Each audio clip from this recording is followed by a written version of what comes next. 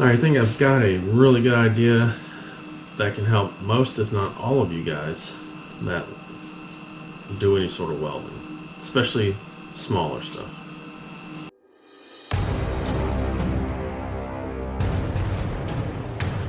So what I'm going to do is explain a couple of problem scenarios to you guys and then show you what I think could be a viable solution.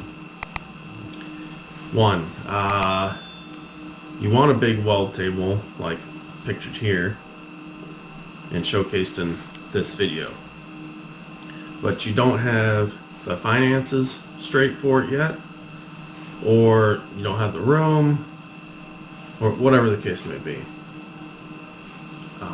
So you don't have a good weld table. And you know, those sheet metal weld tables, they're not the best for precision work and normal clamps and that sort of thing. Or what if you do have a big weld table, but the parts you're working on are pretty small and they are hard to set up with those big clamps, and the parts get away from you and they roll through those big 5/8 or 16 mil holes? What do you do?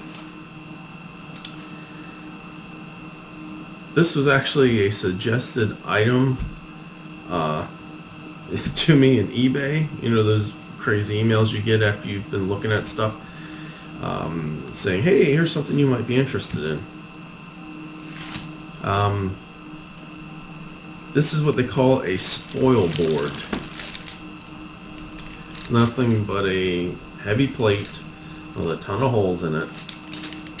This one just so happens to be 1/4 drilled. So all these holes, and there are a lot, are drilled for 1/4 screws. This particular plate measures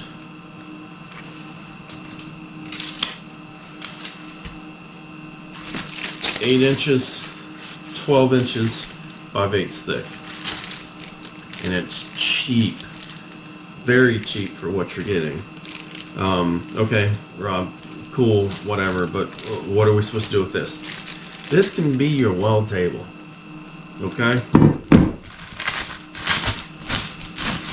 Even if you're working on a wooden workbench, some sort of tabletop, or, like I mentioned, on top of one of the big weld tables, you can set this down. It's thick enough that you're not going to burn the surface below you, and it's extremely flat. If you can tell, it's been machined flat on both sides. So if you screw up one side, you flip it over and you use the other side. How can this be used as a weld table? Alright, this is your solid machined flat surface, right?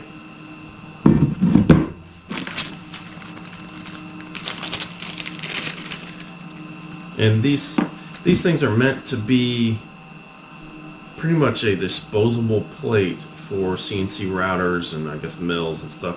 So you bolt this down to the router table or the mill clamp, whatever, and you do your machining on top of this, and you can screw up this cheaper plate, an easier to replace plate than your clamp or the actual surface of your table. So there is a ton of clamping options out there for these. These are just what I found. And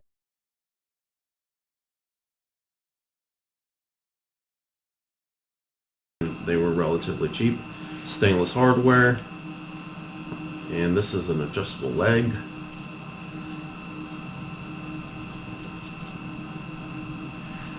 And what you can do is you put your part down